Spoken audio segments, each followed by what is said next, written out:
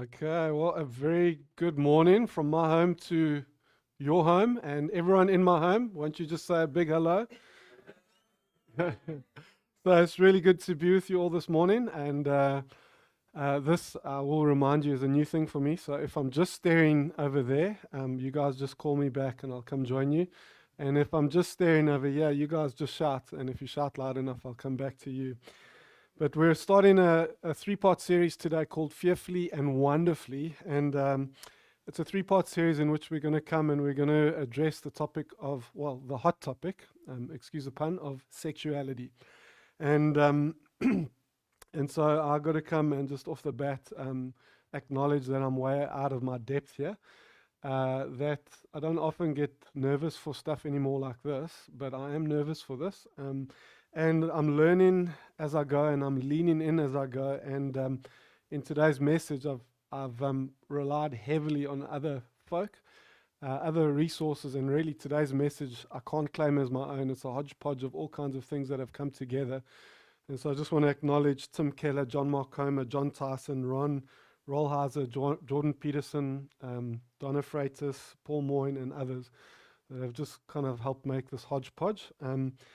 And so the question is, why would we come and do a series like this? And the reasons are many, but to start with, if we don't talk about it, someone else will. And so just recently at a high school in Cape Town, this happened this year, they invited a sexologist to come in to speak to the school. And he came in and he said they needed to experiment. They needed to be gender fluid. They needed to experiment with other genders. They needed to engage with pornography, and they needed to discover what they were into. And more than that, he went on to say, don't trust your parents. They don't have authority over you, and you need to decide for yourself these things and work it out for yourself.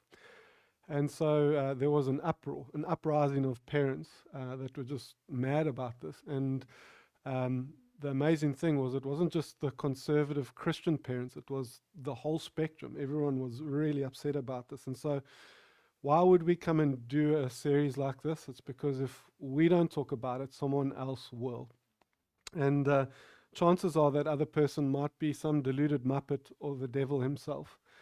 And you might think that's an exaggeration, the devil himself, but at the end of this morning, I hope to paint a little picture of how volatile and how sensitive this whole topic of sexuality is currently, and just the power that it has to come and determine where we end up, not just next year, not just in this life, but for all eternity. And so there's a narrative, there's a storyline that we all buy into, whether you see it or not. And what we buy into, really, and what we're listening to is what we come and we think about, and what we think about is what we believe, and what we believe is what we take to heart, and what we take to heart is what we do, and what we do determines where we go, and where we go is not just today, but tomorrow. It's in 40 years' time. And so the story we're listening to and buying into is so important. And so I want to do a thought experiment with you. It's by Tim Keller. And so do whatever you have to do to concentrate for this. If you want to read it on the screen, you can. If you want to close your eyes and just listen. But I need you to track with me and try and follow as we go. And so this is the thought experiment by Tim Keller. He says, imagine an Anglo-Saxon warrior in Britain in AD 800. He has two very strong inner impulses and feelings. One is aggression. He loves to smash and kill people when they show him disrespect. Living in the shame and honor culture with its warrior ethic, he will identify with that feeling. He will say to himself, that's me, that's who I am. I will express that. The other feeling he senses is same-sex attraction. To that he will say, that's not me. I will control it and suppress that impulse. Now imagine a young man walking around Manhattan today. He has the same two inward impulses, both equally strong, both difficult to control. What will he say? He will look at the aggression and think, this is not who I want to be. and will seek deliverance in therapy and anger management programs. He will look at his sexual desire, however, and conclude, that is who I am.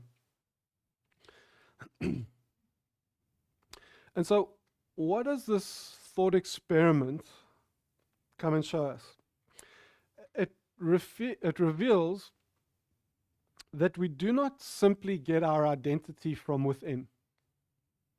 Rather, we receive an external interpretive grid that we embrace, and we lay it down over our feelings and our impulses, and we sift them through that. And this grid helps us to decide which feelings are me and should be expressed, and which feelings are not me, and should not be expressed. And so this grid, this external grid of interpretive beliefs, is what comes and gives us our identity, not the inherent, innate, unadulterated expression of our feelings inside. And so if we come and we take our two guys, there's the Anglo-Saxon warrior and there's the Manhattan male, and we look at their grids, they're two men with two of the same impulses, except they're 1,200 years apart. And for one, the one feeling is okay, but that same feeling is not okay for the other. And then for this guy again, there is the one feeling that's not okay, but that is okay for this one. And other than the time difference, what is the difference between these two? And the question is where are they getting their grid that helps them navigate these things? And it's from their culture, from their communities, from the heroic stories that they listen to and they laud.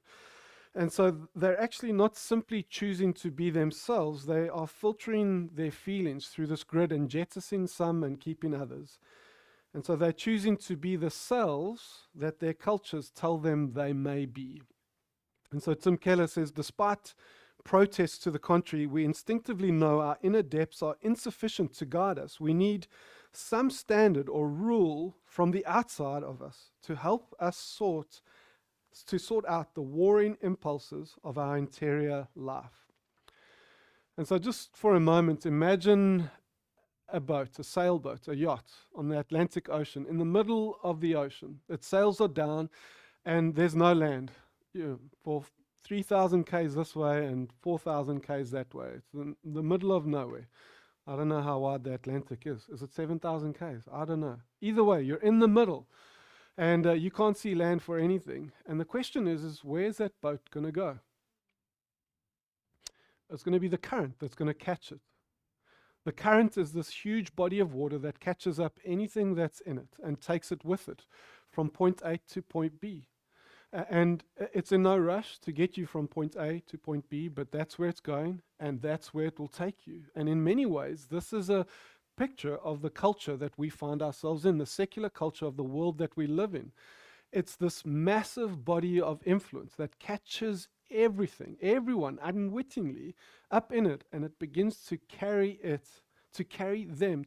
us along with it where it's going. And it's in no rush to get us from A to B. And so William Ralph Inger said this. He said, the church that is married to the spirit of this age becomes a widow in the next. And the believers that come and align with the culture of this world, that buy into the story of secular culture in this world, in the world today, are at risk of coming and marrying themselves and their lives to the spirit of the age.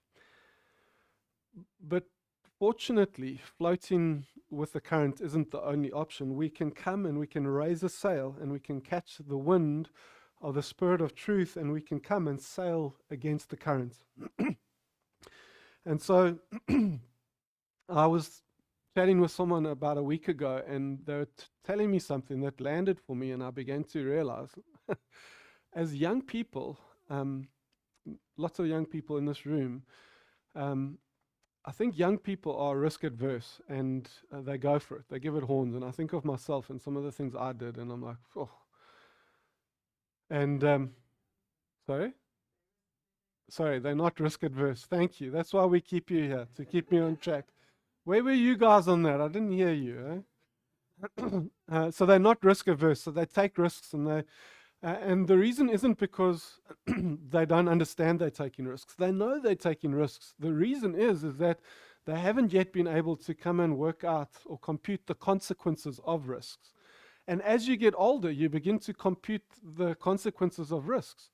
And so it's something that's cropping up in me, and at times I have to fight it. And so we've got a coffee table here with sharp edges and steel on the edge, and often there's kids playing around here. And in the old days, I wouldn't care. And now I'm getting older. I'm like, oh, that kid's got to watch his head on the corner there.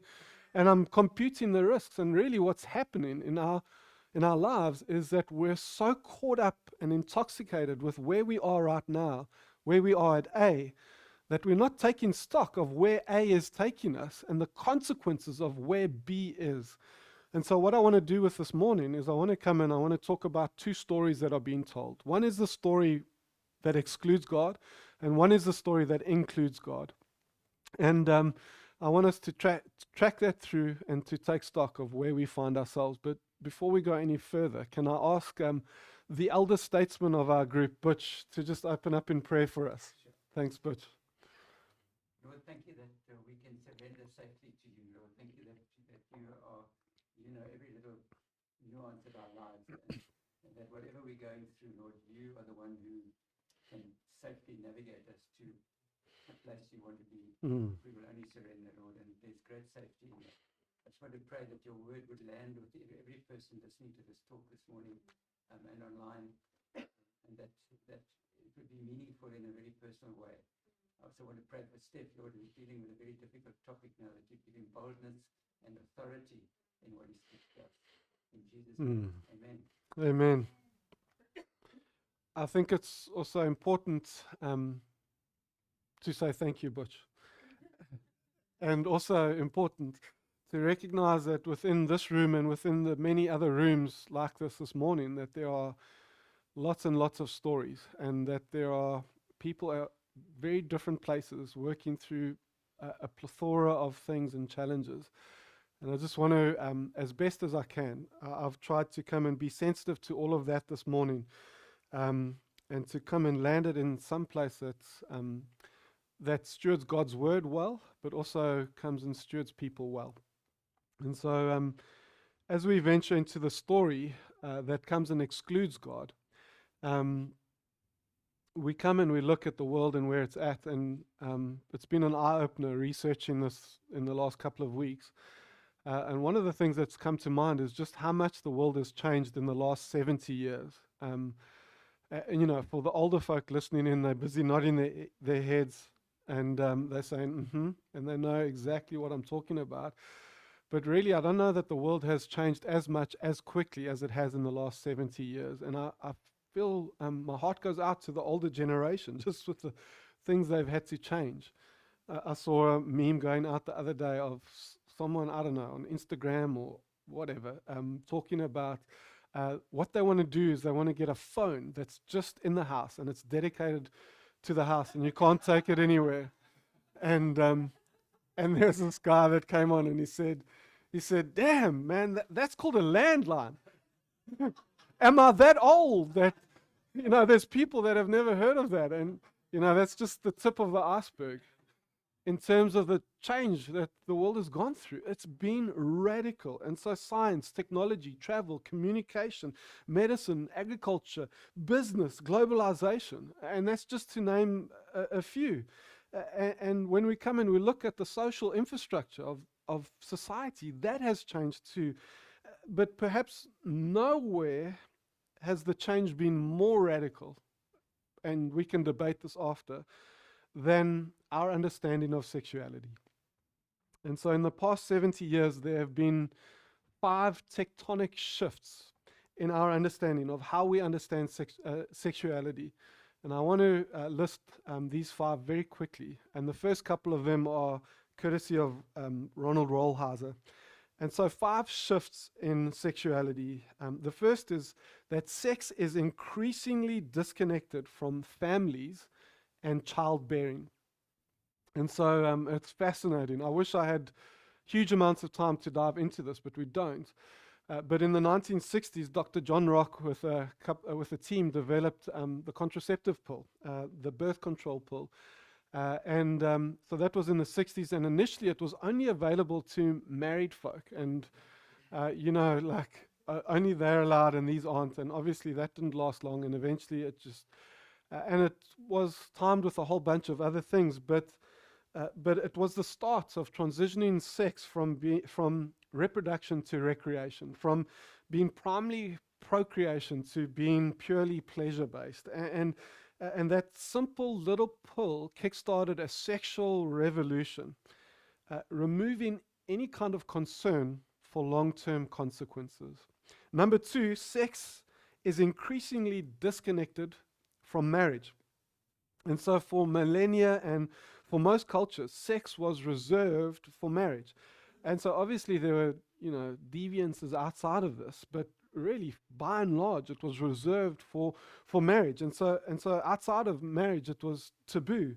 And so these cultures understood the raw combustive power of sex. That sex is way more, and sorry, I know some of you are feeling a little bit insecure and awkward around me saying sex so many times, but it's okay, you'll get used to it. And there may even be worse to come. And so just, hide your blush and, hang in there. And so sex is way more than just a physical act, which it's been reduced to today. Really, sex is way more than that. It's physiological, it's psychological, it's neurological, it's emotional, it's spiritual. It's all of these things combined, and the science is only starting to catch up on that now. Where the Bible comes and says when two become one, there's a knitting together that happens there. And so there's this complexity and raw power to sex that needs to be safeguarded and housed in something of a safety structure. And for millennia, that has been marriage, a faithful commitment of two people in a monogamous relationship. The dating world is relatively new. Until 120 years ago, I'd say that arranged marriages was the most prevalent thing. And so when we come and we look at dating, it's about 100 years old. I think it appears in literature for the first time 100 years ago, and it's kind of, just grown recently. For many of us, that's all we've known, but 120 years ago, it was arranged marriages. And even in the world today, 53% of marriages are still by virtue of being arranged. So it's still a high percentage. And so number two is sex is increasingly disconnected from marriage. And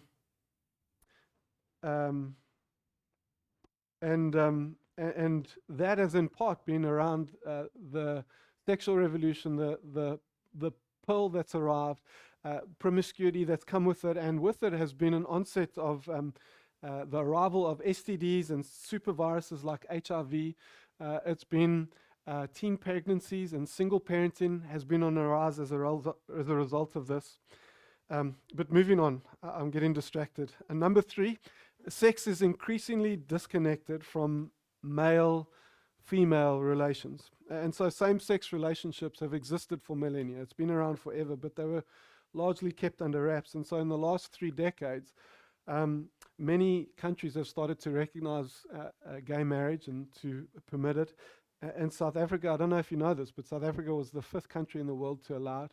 I think it was 2006. We've got an incredibly progressive constitution, and we're the only country in Africa. But within the last 70 years, there's been a massive push, and quite rightly so, push towards equality. And so civil rights movement and the fall of apartheid, racial equality, feminism, gender equality, and the gay rights movement was around sexual equality. And so all of these groups and more have got a history of extreme abuse. And I think much of what the world is experiencing is a response to this abuse. And I think it was Augustine that said humanity is like a drunk man that hops up on a horse only to fall out on the other side, where you go from one extreme to the other. And it feels like there's just that we have gone from one extreme to the other. Number 4, sex is increasingly disconnected from love, emotion, and relational commitment. And so about 2 or 3 years ago, I read an article on the BBC that did an interview with some 20-somethings in New York City, London, and some kind of big cities in the world, and was just quizzing them around what they constitute as intimacy and intimate acts within relationships. And the thing that came out tops again and again and again was one of the most awkward and intimate things that they found they need to do or that they face, is sitting at a table, having a meal, and having a conversation with the opposite sex. It sounds bizarre, right? But what it is that communication has largely come and centered around a phone, where it's not uncommon for people sitting around a table all to be on a phone, even communicating to each other through the phone, even though they're 2 meters away from each other. But it's also indicative of the fact that sex has become transactional, that it's something that you come and you transact. It's not intimate. And to come and have a conversation with someone of the other sex is more daunting than that. It's indicative of something of the trajectory or how culture is moving. And so if we come and we look at the evolution of relationships, there's arranged marriages and chaperones and courting and dating and one-night stands. And we're in this weird space right now where it's the swipe right hookup culture, where it's not uncommon for men to be with 4 women, different women in a day as a result of kind of this hookup culture. Yes, I have been engaging and researching some very interesting things. Whoever's to those who've got the porn filter on my devices, I'm sure you're going to get some interesting searches on my Google, from my Google searches this week. It was all legitimate and it was all safe, but it was searching stuff like sexuality in the age, sexuality in Jesus, sexuality in millennials, and all this kind of stuff. And what we're finding is that people are viewing sex more and more as transactional. And yes, there's one side of it where it's this pleasure-based thing. Yes, we go and have fun, and it's fun for adults. But there's another side where it says people are actually delaying getting married to come and set up their careers. And they're saying, I want to build my career, I want to be well set up, I want to come and be stable, and then I'll get married once that's all sorted. But the problem is that we are sexual beings, and they want to come and give expression to their sexuality. And so they want to come and have sex, but they don't want it to result in a relationship, and they don't want it to come and distract from them building their career or their life. And so essentially they sign up for sex that is transactional, that's devoid of commitment, emotions, and love. And so there's an author called Donna Freitas, and the write-up on one of her books says this. It says, surveying thousands of college students and conducting extensive one-on-one interviews at religious, secular public, and secular private schools, Freitas discovered that many students, men and women alike, are deeply unhappy with the hookup culture. Meaningless hookups have led them to associate sexuality with ambivalence, boredom, isolation, and loneliness. Yet they tend to accept hooking up as an unavoidable part of college life. Number 5, sex is increasingly disconnected from people. And so a Washington Post article recently wrote that the number of people in America reporting to have had no sex in the last year has tripled in the last decade. And so I'll let you think about that for a moment. The number of people reporting no sex in the last year has tripled in the last decade. And so there must be a reason for that. And so there are those conservative Christians who are full of hope saying people are coming back to God. And maybe they are, but I don't think it's because of God. I think there's a couple of reasons around this. I think it's around the superficiality and the hurt resulted from the hookup culture. I think it's the emergence of the Me Too movement and just men being like, okay, just a little bit more risk adverse. I think it's the debate and confusion around what consent is. And I think it's the relative ease and the plethora of porn out there. And so in Japan and South Korea, there's a thing called loner culture. And I'll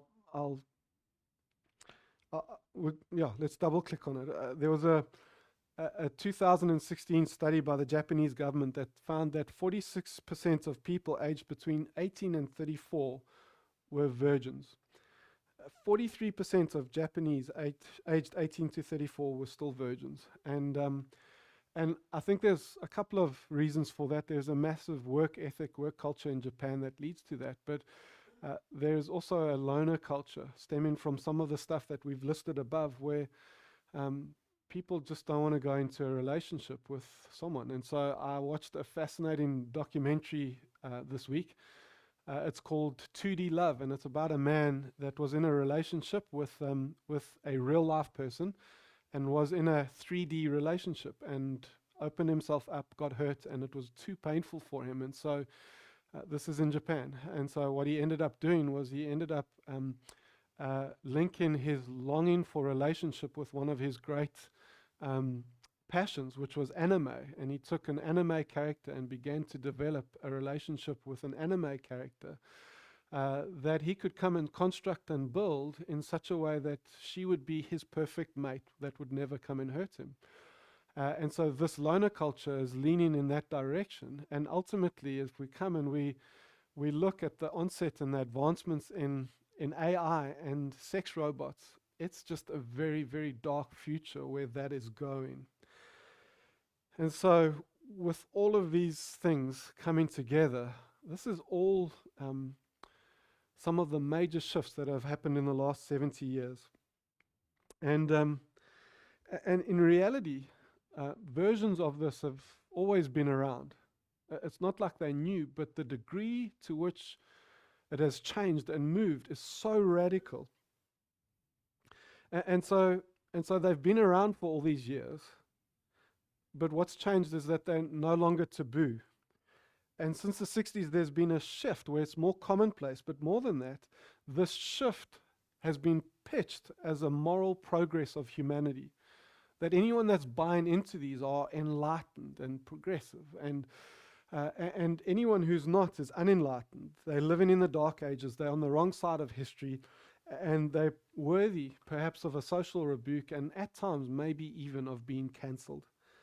And so these 5 tectonic shifts are way, way, way bigger than we might have imagined. The shift in our understanding of sexuality, if we come and we begin to look at where A is and where B will be, it's not a pretty picture. And so they've changed the landscape of these shifts, has changed the landscape of sexuality. And when we come and we look at the story being told by the current of the secular culture, it comes and tells us that humans are animals, they're primates, that we're the product of the evolutionary process, a random stochastic event that just happened, and really you're here by accident, and just live it up, enjoy it as much as you can while you can. Go and sow your wild oats, because your greatest purpose is to come and pass your genes on, and if you're lucky, you might be part of, the next mutation in the evolutionary process and cycle. And really, male and female, it's simply plumbing. It's nothing more than that. And gender is actually a social construct that's been put in place to come and to oppress women. And sex is play for grown-ups. It's fun. Go and have fun, sow your wild oats, and anything goes. As long as there's consent, anything goes. And love, well, love is a real thing. It's a feeling, and it's a feeling of happiness that one shares with another person. And for some people, that lasts for a lifetime, and for others, it changes and it shifts. And love can be fleeting, and love can change, and you can grow out of love. And sometimes when that happens, there is a conscious uncoupling. That's the new euphemistic word out there for divorce. It's a conscious uncoupling. And really, it's an enlightened decision for growing apart, that we've just grown out of love and we're growing apart and we're moving on.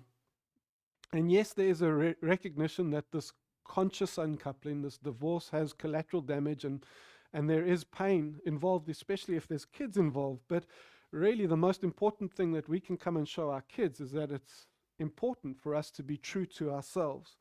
And your purpose in life is to find the meaning of life, which is different for everyone and hopefully doesn't include evil. But at the same time, you do need to put yourself first. And when we come to authority, authority is generally frowned upon. unless it's my own authority. I am my own authority. I am a master of my destiny. And no one comes and puts authority on me or tells me what to do. And so just as truth is relative, so authority is relative in that it's what I put on myself and what I choose. And so you don't come and recognize scripture or the Bible. You see good principles in it, but really it's an outdated anti-sex book that just can't be taken literally. And God, well, you don't recognize the need for God. He's just a dead weight. And so the question is, if this is the prevailing current of the secular culture, and we allow ourselves to be swept up in this, and we're here right now, and it looks this dismal here, what does it look like down there? What does it look like at point B?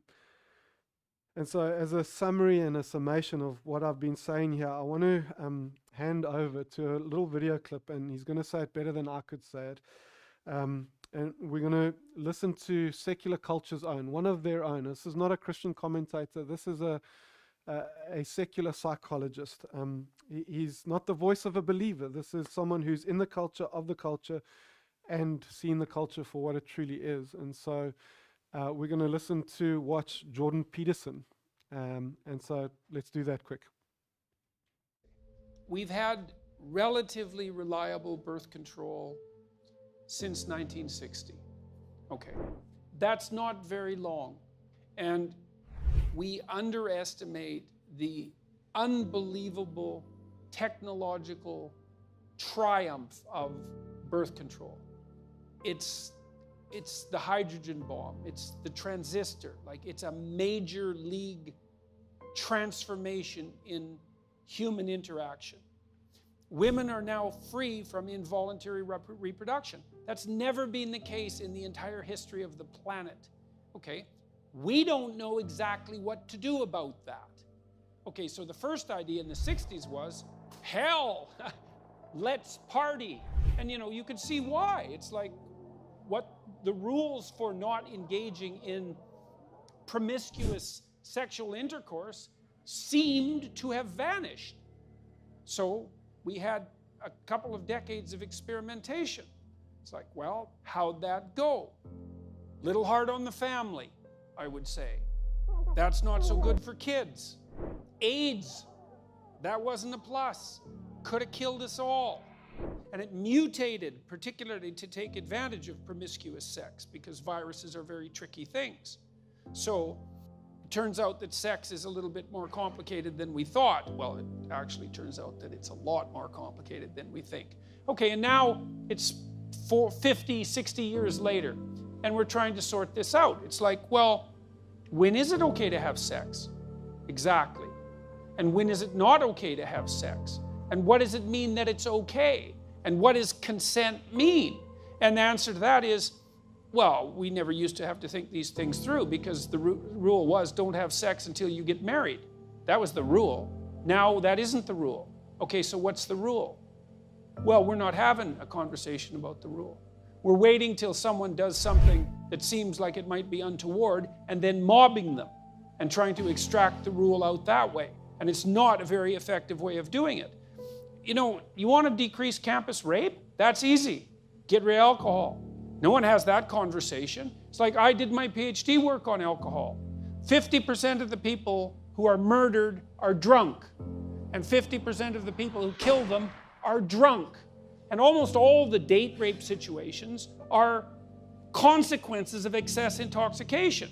But yet there's a party culture on campuses, and anything goes. And you also have this strange thing, especially on the radical left, which is unbelievably paradoxical, where absolutely every form of sexual expression imaginable is 100% permissible because sex is fine, but it's so dangerous that while you're dancing with someone at a Princeton mixer, you have to ask them 2 or 3 times if it's okay for you to continue.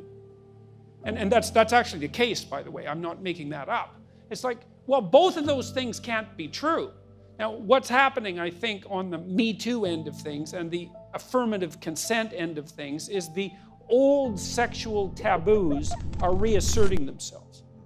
the idea that we can extract sex out from emotional intimacy, and especially emotional intimacy, I would say, psychological intimacy, maybe even from long-term relationship, I don't believe it's a tenable idea. I don't think we can do it. And a lot of what we're seeing is the backlash against that. It's like, well, I feel used. Because one of the things that's happening on the really radical end of the anti-sexual abuse movement is the idea that, well, if you have intercourse with someone and then you regret it the next day, that's evidence that it wasn't consensual. Well, it is, in a sense, evidence that it wasn't consensual, because it's evidence that you didn't bloody well think it through, right? It was good for last night, but it's not good for today. It's not very wise. The question is, well, what constitutes consent? And we need to have a very serious conversation about that. Like, under what circumstances is it acceptable to give consent? But we're not mature enough to have that conversation. We want it both ways. We want to be able to do whatever we want, with whoever we want, whenever we want, with no consequences, and we want there never to be any trouble about consent. It's like, well, no, that's not going to happen. I don't think that sex works very well outside of committed relationships. I don't think there's any evidence that it does. There's a strong proclivity across cultures for the enforcement, social enforcement of long-term monogamy. And there's reasons for that. And I think you deviate from that at your peril.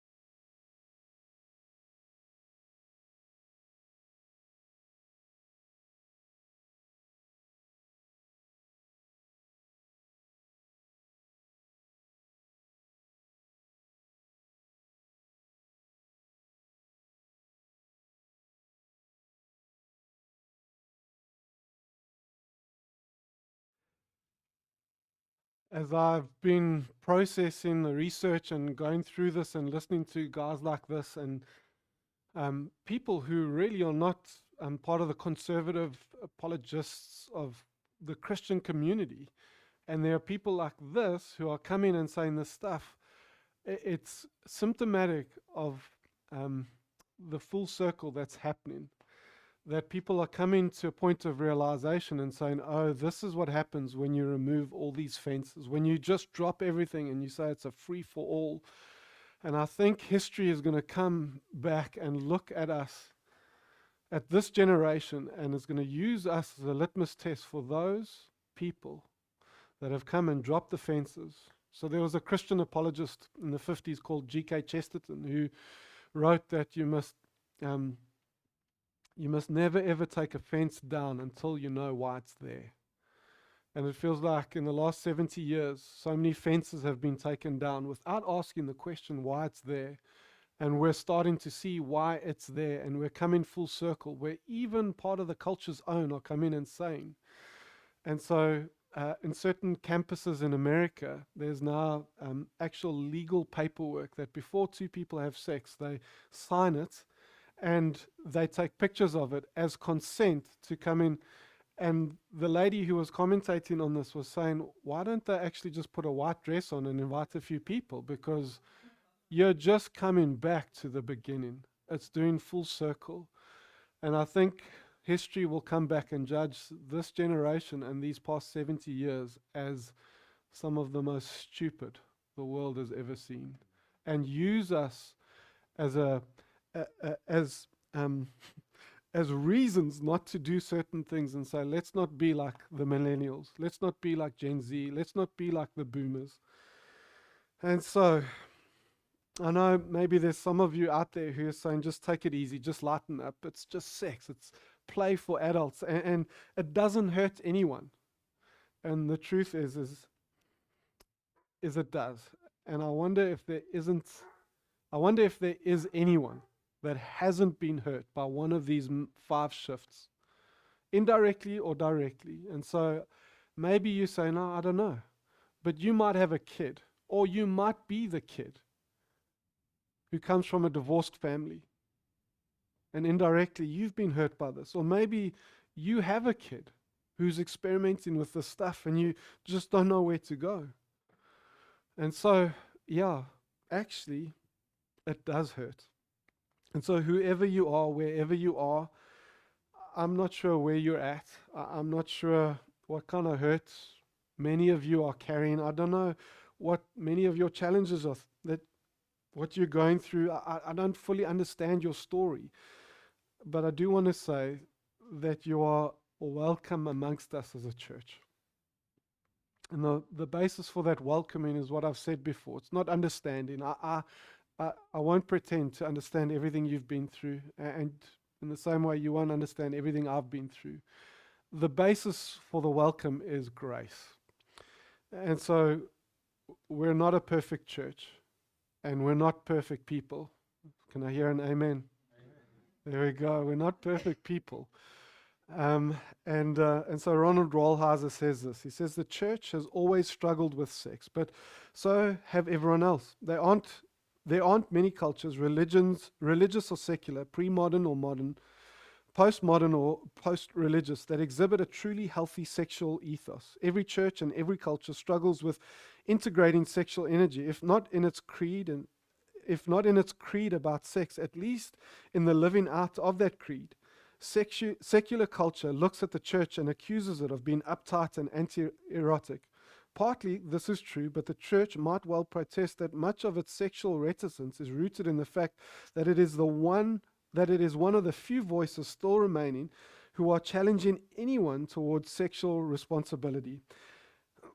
As well, the church might also challenge any culture that claims to have found the key to healthy sexuality to step forward and show the evidence. No culture will take up that claim. Everyone is struggling. And so the grace that we come and we welcome you with is the same grace that God comes and welcomes us with. And so the invitation is to come and be a part of his story that doesn't exclude God, but includes God. A story that is of true love, of faithfulness and fulfillment. A story that is not without its pain and its hardships. You see, any story or relationship without pain or hardships is actually a superficial one. And so you can run away from that. You see, love, true love goes deep. It's raw, it's honest. And being raw and honest can sometimes be painful. It can be hard. But after being raw and honest, if the other person is still there, despite seeing the true you, despite seeing you warts and all, despite seeing your secret shame, then you know maybe this is true love. Maybe it's love of a purer kind. Maybe this is why we're drawn to God, because this is the way that God comes and loves us, and this is how we're meant to and how we're called to come and love. And so if we come and we transition to the story that is one that excludes God, to the story that comes and includes God, we jump to Matthew chapter 19.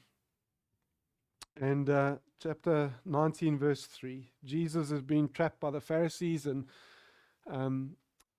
he's answering a response beautifully, masterfully. And so the Pharisees come to him and tested him by asking, is it lawful to divorce one's wife for any cause? And he answered, have you not read that he who created them from the beginning made them male and female, and said, therefore a man shall leave his father and his mother and hold fast to his wife, and the two shall become one flesh. So they're no longer two, but one flesh. What therefore God has joined together, let no man separate. And so I don't know if you know how rich this text is. There is so much in here that if all you had was this, it would be enough to come and build a compelling story to come and counter the one of the culture. And so a couple of things from this. I think Jesus is opposed to divorce. Not that he doesn't understand that there are situations, rare situations of abuse that are just untenable. But I think it's based on the fact that he understands the true nature of sexual union and relationship and the power of it.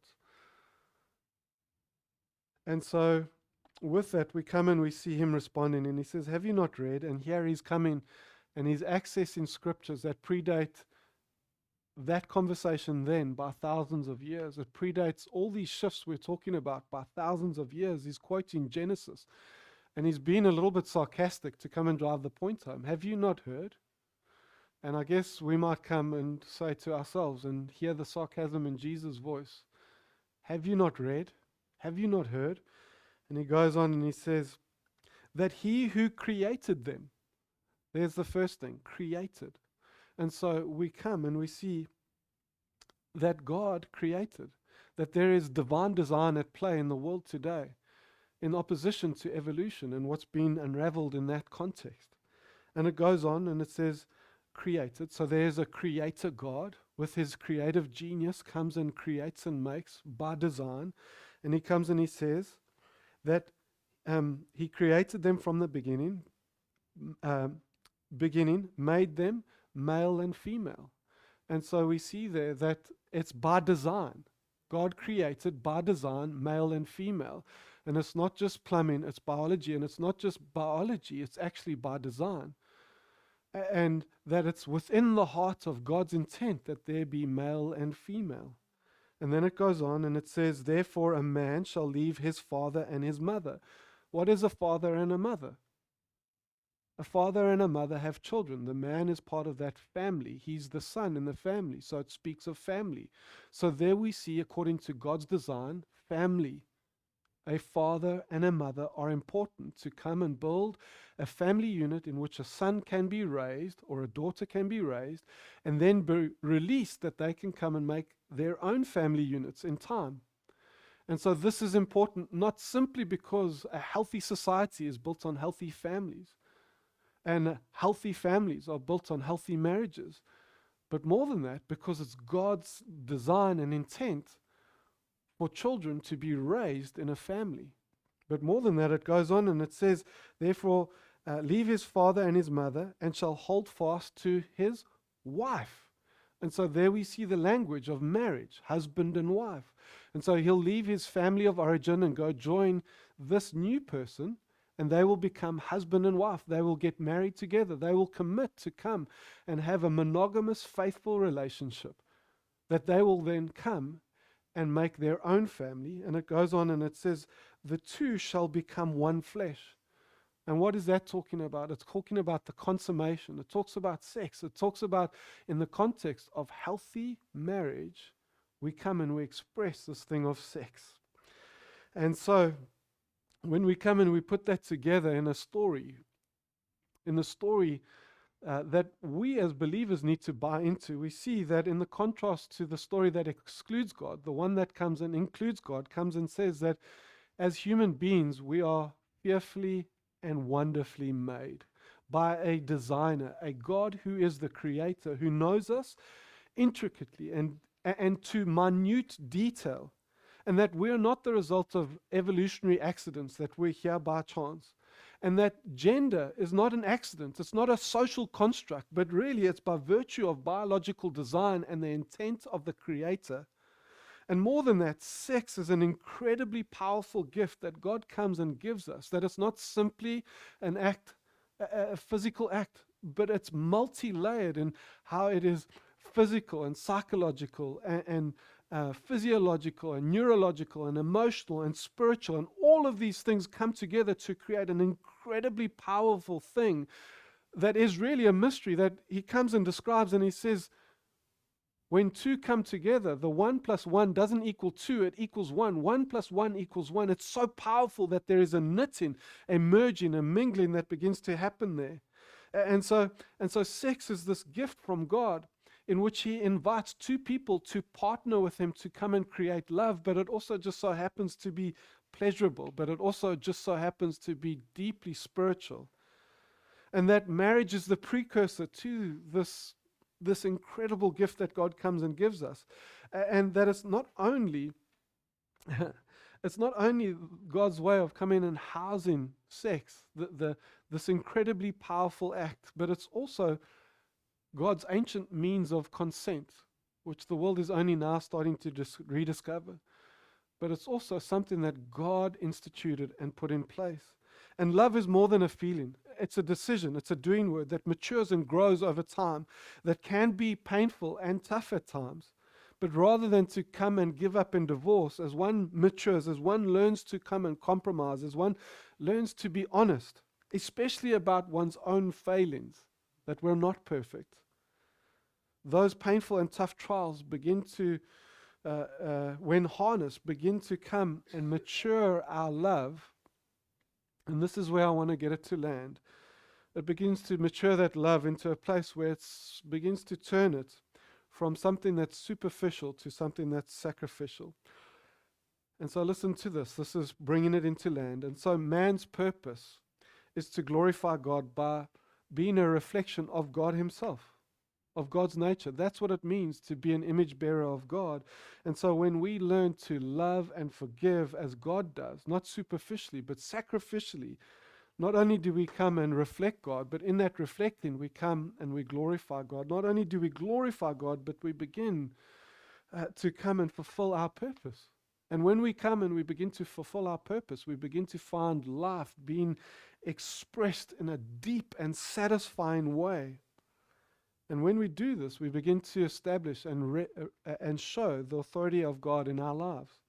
That not only do we trust God for provision and protection in our lives, but we also trust him as the model to live by.